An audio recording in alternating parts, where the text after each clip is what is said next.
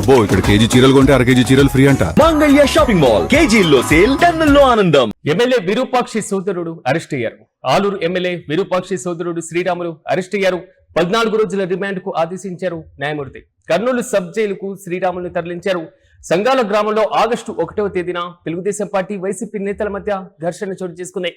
MLA విరూపాక్షితో పాటుగా ఆయన తమ్ముడు శ్రీరాములు మరో 32 మంది పైన కూడా వైసీపీ కార్యకర్తలపైన కేసు నమోదు చేశారు. అయితే తెలుగుదేశం పార్టీ కార్యకర్త శేఖర్ పైన దాడి జరిగినట్లుగా నక్కలదూటి పల్లవి ఇచ్చినటువంటి ఫిర్యాదు మేరకు పోలీసులు ఈ కేసు నమోదు చేశారు. ఎమ్మెల్యే విరూపాక్షితో పాటుగా దాదాపు 32 మంది పైన కేసు నమోదు చేయడం జరిగింది. ఇప్పటికే కొంతమంది కస్టడీలో కూడా ఉన్నటువంటి వైనాన్ని మనం చూస్తున్నాం. అయితే ఈ దాడిలో ఎమ్మెల్యే విరూపాక్షి తమ్ముడు శ్రీరాములు చేతికి గాయం కావడం, ఆయన చేయి విరగడంతో శస్త్రచికిత్సను కూడా చేసినటువంటి పరంపర. అయితే ఆయన హాస్పిటల్లో చికిత్స పొందిన అనంతరం వెంటనే పోలీసులు అరెస్టు చేసినటువంటి వైనం పైన ఆయన తరపున న్యాయవాదులు, కార్యకర్తలు కూడా ఒకంత ఆందోళన వ్యక్తం చేస్తున్నారు. అనారోగ్యం కారణంగా, మరి ముఖ్యంగా చేయి విరిగినటువంటి కారణంగా చికిత్స తీసుకుంటున్నటువంటి శ్రీరాములు ఈ విధంగా అరెస్టు చేయడం సరికాదంటూ కూడా తీవ్రమైనటువంటి ఆరోపణలు వ్యక్తమవుతున్నాయి. చిప్పగిరి మండలం నేమకల్లు, అదేవిధంగా సంగాల గ్రామాల మధ్య కర్నూలు జిల్లాలో ఎమ్మెల్యే విరూపాక్షితో పాటుగా ఆయన అనుచరులు, అదేవిధంగా ఆయన సోదరుడు శ్రీరాములు పోలీసులు అరెస్టు చేసినటువంటి వైనాన్ని మనం చూస్తున్నాం. ఇప్పటికే విరూపాక్షి అరెస్టు పైన వైసీపీ నేతలు మండిపడుతున్నారు. అక్రమ కేసులు బనాయిస్తున్నారంటూ కూడా ఆరోపణలు గుప్పిస్తున్నారు.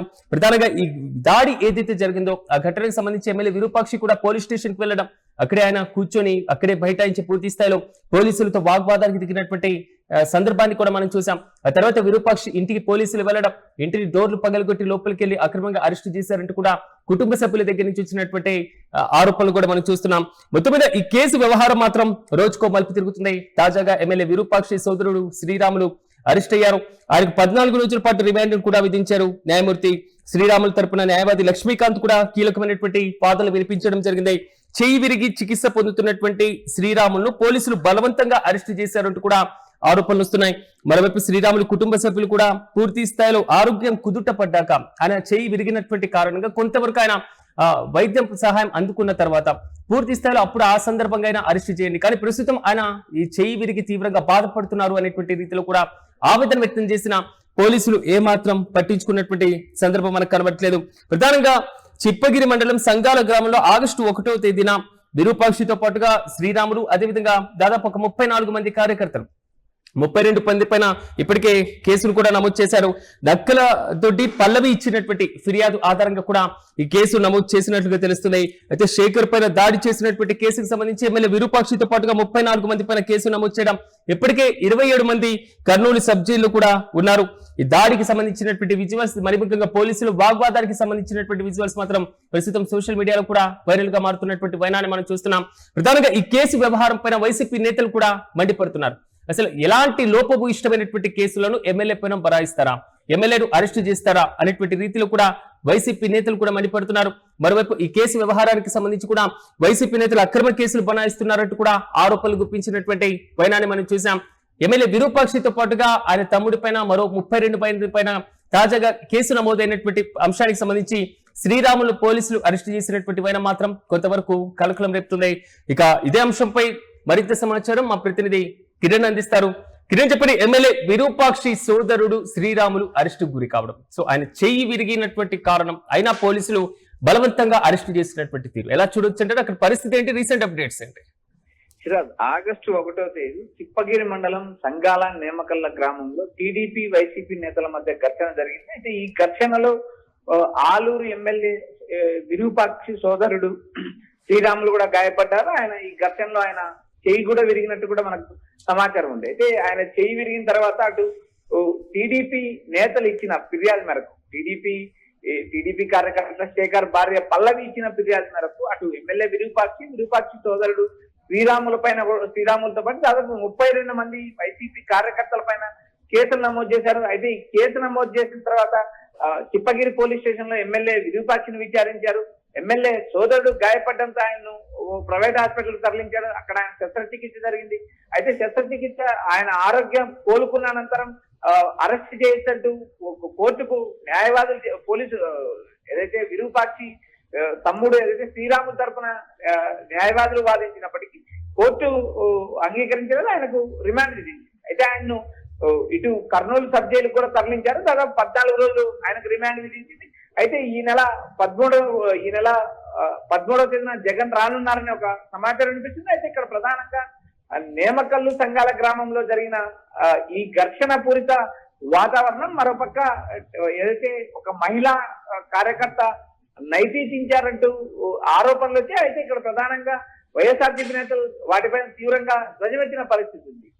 ఏదైతే భర్త శేఖరే ఏదైతే నైతించింది ఆమె భర్తే అంటూ వైసీపీ నేతలు వ్యాఖ్యానిస్తున్నారు. మరోపక్క ఈ రెండు గ్రామాల్లో టీడీపీ వైసీపీ నేతల మధ్య ఘర్షణ జరగడం, ఇటు ఆలూరు ఎమ్మెల్యేని చిప్పగిరి పోలీస్ స్టేషన్ తరలించడం, ఆయన విచారించడం, ఎస్సీ అట్రాసిటీ కేసు నమోదు చేయడంతో ఆయనకు 14 రోజులు రిమాండ్ పడింది. ఆయన ప్రస్తుతం కర్నూలు జైల్లో ఉన్నారు. అయితే ఇక్కడ ప్రధానంగా ఎమ్మెల్యే సోదరుడు ఏదైతే శ్రీరాములు కీలక పాత్ర పోషించారంటూ పోలీసులు గతంలోనే చెప్పిన పరిస్థితి ఉంది. అయితే అలాంటి నేపథ్యంలో ఆయన శస్త్రచికిత్స పొంది డిశ్చార్జ్ అయిన సమయంలోనే పోలీసులు అదుపులోకి తీసుకున్నారు. ఆయన్ను కోర్టుకు తరలించారు. న్యాయమూర్తి 14 రోజులు రిమాండ్ విధించారు. ఆయన కర్నూలు సబ్ జైలు కూడా తరలించారు అనే ఒక సమాచారం వినిపిస్తుంది. అయితే నేటి తెల్లవారుజాము దాదాపు 4:45 ఆ సమయంలో ఆయనకు జడ్జి రిమాండ్ విధించినట్టు కూడా మనకు అఫీషియల్ గా సమాచారం అందిస్తుంది. అయితే ఈ కేసులో సోదరులు ఇద్దరు అరెస్ట్ అయ్యారు. అయితే అక్కడ ప్రధానంగా టీడీపీ వైసీపీ ఈ రెండు వర్గాల మధ్య జరిగిన ఘర్షణ